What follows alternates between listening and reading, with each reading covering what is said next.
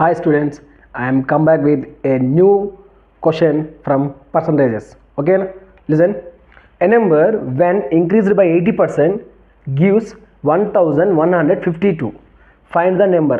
ఒక నెంబర్ ఉంది, ఆ నెంబర్ని 80% ఇంక్రీజ్ చేస్తే ఆ నెంబర్ యొక్క వాల్యూ 1152కి వెళ్ళిందంట. అయితే ఫస్ట్ మనం ఆ నెంబర్ని ఫైండ్ అవుట్ చేయాలి.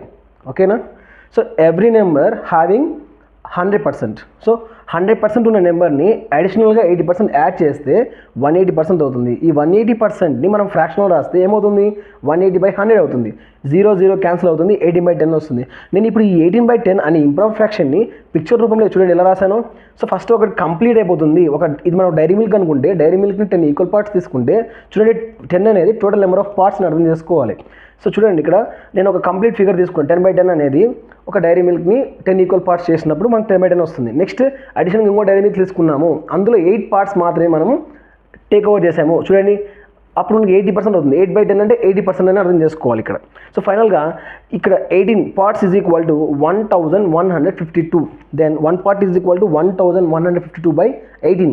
18 1s are 18 6s are 108. 115లో 108 పోతే 7 వస్తుంది. పక్కన 2 ఉంది కాబట్టి 72 అవుతుంది.